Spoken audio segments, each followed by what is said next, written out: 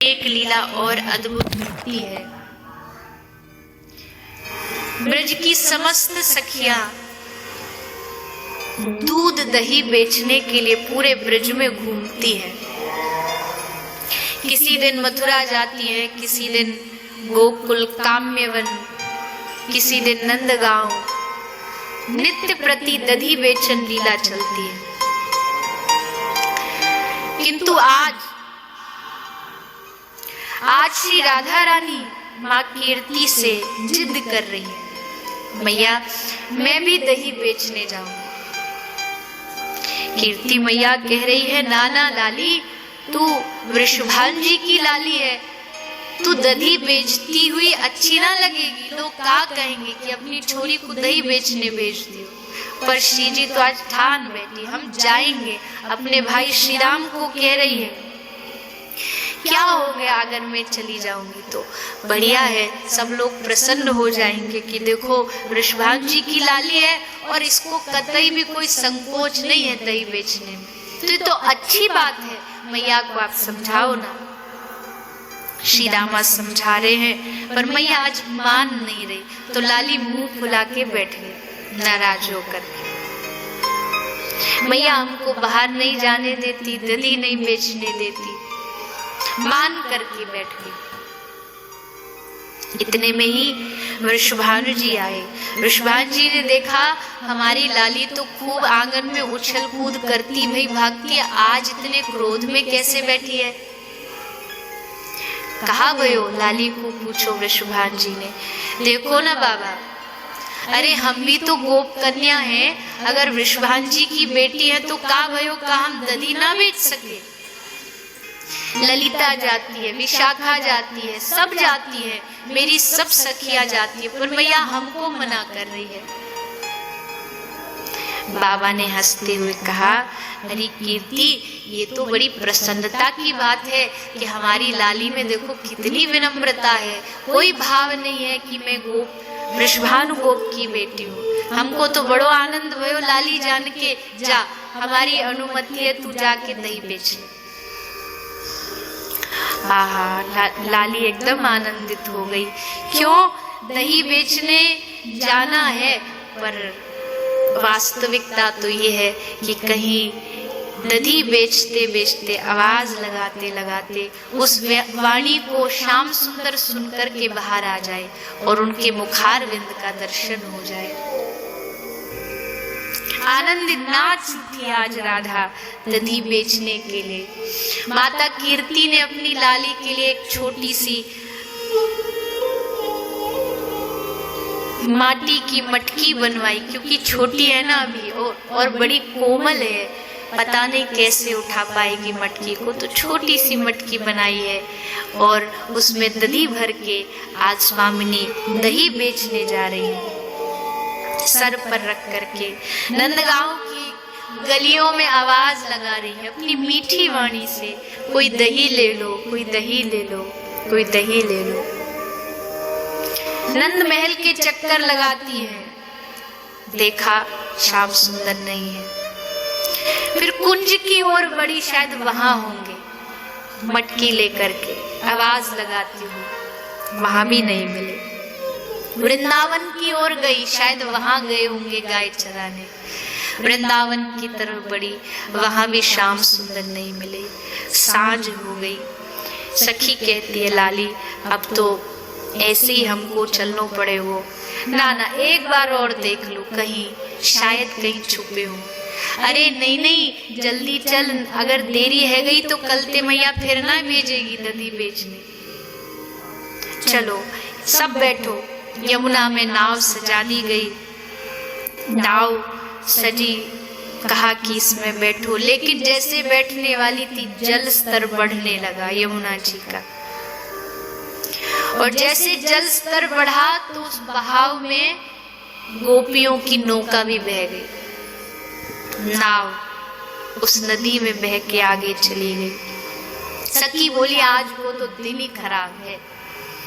श्री राधा बोली, हाँ, जा दिन लाल जी को मुखमंडल देखने को ना मिले, वो तो दिन वो घड़ी सब खराब है। आज कितना प्रयास किया पर कहीं श्याम सुंदर ना दिखे, व्याकुलता हृदय में है। तभी दूर से केवट की आवाज आई। केवट गाता हुआ आ रहा है, किशोर वर्ण है, गमछा बांधे हुए है, गाता हुआ आ रहा है। ये जग नैया हमार, नैया में हम हैं और हम हैं किनार। यही पंक्ति मदमस्त गाता हुआ वो नाविक उन गोपियों के पास आके खड़ा हो जाता है। ललिता कहती है, अरे भैया हमको बरसाने पहुंचा दोगे क्या? पर बड़ा अजीब नाविक है, न ललिता को देख रहा है, न किसी गोपी की बात सुन रहा है, एकमात्र किशोरी जी को निहारता जा रहा है, एक टक लगा के वहीं देखता जा रहा है। ललिता ने जोर से आवाज लगाई, अरे हम तुझसे कुछ पूछ रहे हैं, बरसाने पहुंच जा दोगे ना? श्याम सुंदर बोले, हाँ बिल्कुल, क्योंकि नाविक किशोर वर्ण में ठाकुर जी अब इच्छा पूरी करने आए हैं लाली की। बैठ जाएं? बोले रुको रुको, थोड़ा रुक जाओ, तुम्हारे पैरों में इतनी माटी क्यों लगी हुई है? इतनी मिट्टी को पहले धो इसको, फिर मेरी नाव में बैठना, मेरी नाव गंदी हो जाएगी। सबने अपने पैर धोए, चरण धोने के बाद बैठने लगे। फिर नाविक ने कहा, रुको रुको, तुमको चरण भी धोने नहीं आते क्या? देखो अभी भी माटी लगी है। अच्छा हम धो के दिखाते हैं, लाओ। और श्याम सुंदर ने श्री जी के चरणों को पकड़ा और जल लेकर के श्याम सुंदर उन चरणों को धोने लगे, चरण प्रक्षालन करने लगे। धोते धोते आनंदित हो रहे हैं, बड़े बड़े प्रसन्न हो रहे हैं, हृदय एकदम गदगद होता जा रहा है। ललिता बोली, अरे अब धोता ही रहेगा कि हमको आगे भी लेकर के जाएगा? चल अब देख अंधियार होता जा रहा है, अब जल्दी हमें घर पहुंचना है, बैठो। सारी सखियां नाव में बैठ गई, श्री जी विराजमान हो गई। श्याम सुंदर ने चप्पू पकड़ा, नाव को चलाने लगे। चलाते चलाते मन में क्या आया? बोले अब हमसे नाव नहीं चलेगी।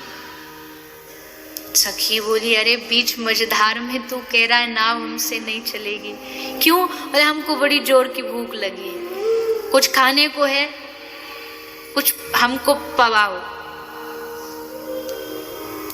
सखी दही बेचने तो आई थी, सबकी मटकी में दही थी, सबने थोड़ी थोड़ी लेकर के प्रेम से ठाकुर जी को पवाया। प्रभु ने पाने के बाद जोर से डकार ली और अब बोले कि अब हमें आ रही है नींद, अब हम सोएंगे। सखी बोली, अरे तू सो जाएगा तो नाव कौन चलाएगा? पर श्याम सुंदर सुनी नहीं रहे और तुरंत सो गए, नाटक करने लगे।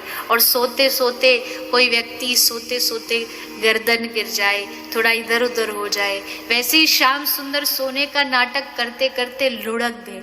और लुढ़के भी कहाँ? श्री जी के चरणार बिंदु में। उनको एक क्षण भी वो चरणार बिंदु से अलग नहीं होना, इसलिए वहीं अपना सर रख करके सो गए।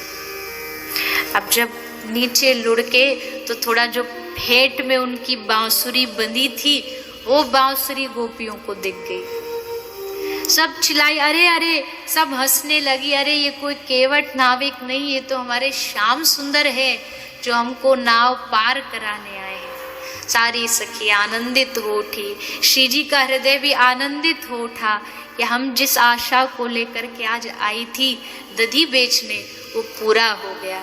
सारी सखी मंडली ने मिलकर के प्रिया प्रीतम का जय घोष किया। नाव धीरे धीरे धीरे चलती चलती श्रीधाम बरसाना वृंदावन से यमुना के किनारे किनारे पहुंच गई। और अब बरसाना आकर के श्री जी के जाने का समय आया, किंतु श्री जी निवेदन करती है, हे श्याम सुंदर, प्रतीक्षा अधिक मत कराइएगा। जब भी निकुंज में कुंज में आपका नाम लेकर मैं आपको पुकारूं तो आप वहां आकर के मुझे दर्शन दीजिएगा। इच्छा तो नहीं है इस आनंद को छोड़ने की, इस लीला को यहाँ विराम देने की, किंतु श्री जी अपने हृदय को थोड़ा कठोर करती हैं और श्याम सुंदर भी अपने हृदय को कठोर करते हैं। वो अपने नंद महल वापस आते हैं, श्री जी बरसाना जाती हैं। ऐसी लीला अब नित्य प्रति इस ब्रजधाम में आरंभ हो गई।